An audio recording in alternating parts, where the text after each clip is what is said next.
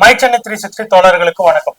தோழர்களை, தமிழ்நாட்டு அரசியல்ல விஞ்ஞானபூர்வமாக வரக்கூடிய எந்த ஒரு தொழில்நுட்பத்தையும் அதை எப்படி கட்சி வளர்ச்சிக்கு பயன்படுத்தணும், அப்படி அது சரியான முறையில பயன்படுத்தணும், ஏனாதானும் அறகுறையா பயன்படுத்தக்கூடாது அப்படின்றதுல உறுதியா இருந்து தொழில்நுட்பத்தை சரியா பயன்படுத்திக்கூடிய கட்சி எதுனாக்கா அது உண்மையிலே திமுக மட்டும்தான் இருக்க முடியும்.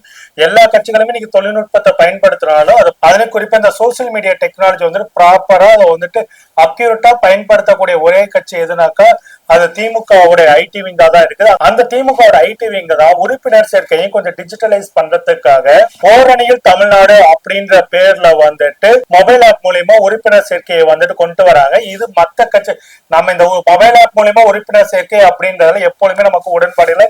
ரஜினி கட்சி ஆரம்பிக்கணும்னு சொன்ன போதே அந்த RMM ரஜினி மக்கள் மன்றம் அப்படின்ற பேர்ல ஆப் ஓபன் பண்ணது நடிகர் விஜய் எல்லாருமே பாத்தீங்கன்னாக்கா ஆப் மூலியமா உறுப்பினர் சேர்க்கை நடத்துவாங்க. பிஜேபி பாத்தீங்கன்னா மிஸ்டு கால் மூலியமா உறுப்பினர் சேர்க்கை எல்லாம் படுத்துறாங்க. மக்களை நேரடியாக சந்திக்காமல் இந்த மாதிரி டெக்னாலஜியை மட்டுமே பயன்படுத்தி கொண்டு உறுப்பினர் சேர்க்கை என்பது எந்த ஒரு கட்சிக்குமே பயன் தராது அப்படின்றத முழுசா நம்பக்கூடிய. ஆனா திமுக இந்த ஆப் மூலியமா உறுப்பினர் சேர்க்கை அப்படின்றத பாத்தீங்கன்னாக்கா மற்ற கட்சிகள் போல இங்கிருந்தோ யாரோ நீங்க பாட்டுக்கு ஆப்ல போடுங்க அப்படின்னு சொல்லிட்டு அவங்களுக்கு ஒரு நம்பர் கொடுக்கற மாதிரி இல்ல.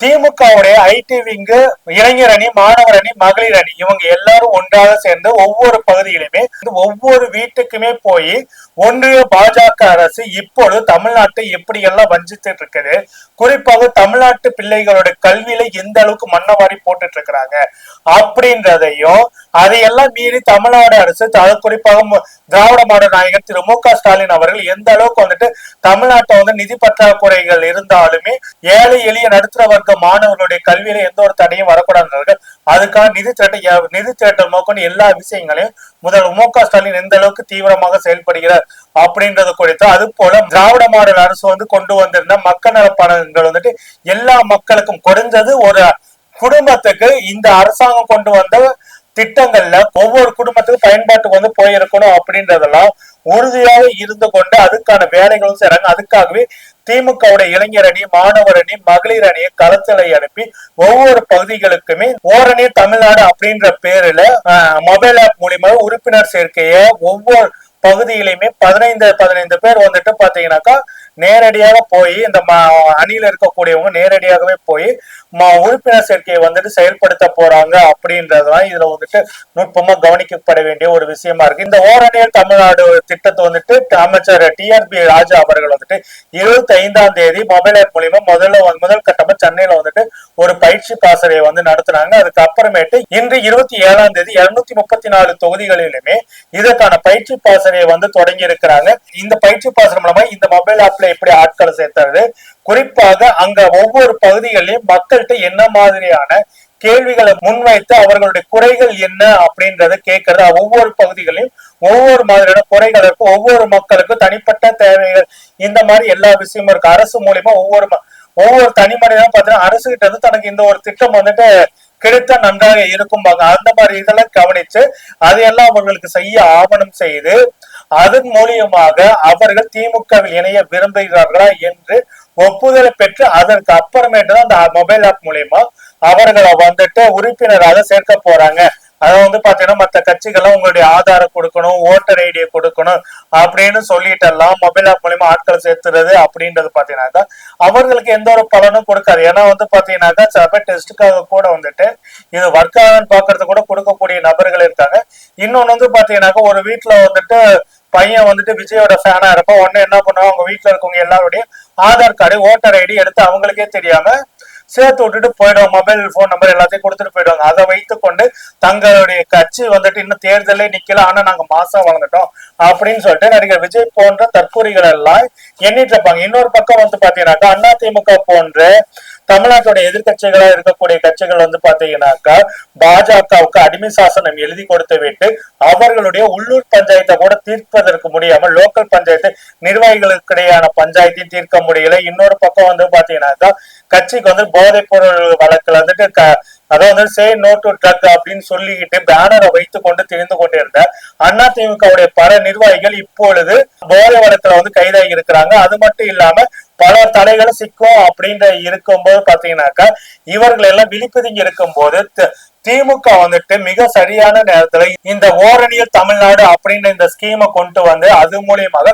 ஒட்டுமொத்தமாக தமிழ்நாட்டில் அதான் வந்துட்டு ஏற்கனவே முதல்வர் ஸ்டாலின் ஒரு கூட்டத்தை சொல்லியிருந்தாரு, ஒவ்வொரு வீட்லயும் ஒரு திமுக காரனால் கொண்டு வரணும் அப்படின்னா திமுகவுடைய அடுத்த கட்ட இலக்கா இருக்கும் அப்படின்னு சொல்லியிருந்தாங்க. அதனுடைய முதல் கட்ட நடவடிக்கையாகத்தான் இந்த ஓரணியில் தமிழ்நாடு அப்படின்ற ஒரு விஷயமே இதாகுது. இதுக்கு முன்னாடி எல்லாம் உறுப்பினர் சேர்க்கை எல்லா கட்சிகளும் என்ன பண்ணுவாங்க, ஏதாவது ஒவ்வொரு வார்டுலையும் பாத்தீங்கன்னா ஒரு மூலையில டேபிள் போட்டு உக்காந்துட்டு வாங்க வாங்க எங்க கட்சியில சேர்த்துக்குங்க அப்படின்னு சொல்லிட்டு தான் எல்லாம் இது பண்ணுவாங்க. சில பேர் சேருவாங்க, சில பேர் சேர மாட்டாங்க. ஆனா வந்து பாத்தீங்கன்னா இந்த முறை உறுப்பினர் சேர்க்கைக்காக திமுக ஒவ்வொரு வீட்டுக்கும் வந்து நேரடியாகவே வந்துட்டு உறுப்பினர்கள் சேர்க்கையை வந்துட்டு ஆரம்பிக்கிறாங்க. அப்படின்றதெல்லாம் ஒரு அரசியல் கட்சி மக்களுடைய தேவை என்னன்றது நேரடியா தெரிந்து கொள்ள விருப்பப்படுறதுனாலதான் இந்த மாதிரியான விஷயங்களை எல்லாம் அவர்கள் முன்னெடுக்கிறாங்க. மக்களை நேரடியா சந்தித்து அவரோட ஏன்னா அந்த ஆப் மூலியமா வந்துட்டு பல விஷயங்கள் வந்து கேள்விகள் வந்துட்டு அந்த மக்கள்கிட்ட கேட்கப்படுது. இதையெல்லாம் கேட்கப்பட்ட பிறகுதான் அவர்களுடைய உறுப்பினர் சேர்க்கை ஒரு பகுதியில சாமானிய மக்களுக்கு என்னென்ன தேவை இருக்குது, அந்த பகுதிக்கு என்னென்ன அரசு மூலியமா செயல்படுத்த வேண்டியது இதையெல்லாம் கேட்டு தெரியுது. இதன் மூலியமாக அடுத்து வரக்கூடிய சட்டமன்ற தேர்தல்ல ஒவ்வொரு பகுதியிலும் என்னென்ன குறைகள் இன்னும் இருக்குது அப்படின்ற தெரிந்து கொண்டு அதை அடுத்து நிவர்த்தி செய்வதற்கு என்னென்ன முயற்சிகள் மேற்கொள்ளலாம், எதெல்லாம் தேர்தலுக்கு முன்னாடி சரி செய்யலாம், எதெல்லாம் தேர்தலுக்கு பின்னாடிதான் சரி செய்ய முடியும் அப்படின்றதெல்லாம் பட்டியலிட்டு அதையெல்லாம் சரி செய்வதற்கும் அந்த குறைகளை சரி செய்வதற்கும் இது பண்ண. இன்னொன்னு வந்து பாத்தீங்கன்னாக்கா திமுக நிர்வாகிகளுக்கும் அந்த பகுதியில் இருக்க சில மக்களுக்கு கூட வந்துட்டு ஒரு சிலர் கூட வந்து பிணப்புகள் இருக்கு. அந்த பிணப்புகள் எல்லாமே இந்த விஷயத்துல வந்துட்டு தீர்வுக்கு கொண்டு வர முடியும் அப்படின்னு சொல்லிட்டு திமுக தலைமை நம்புது.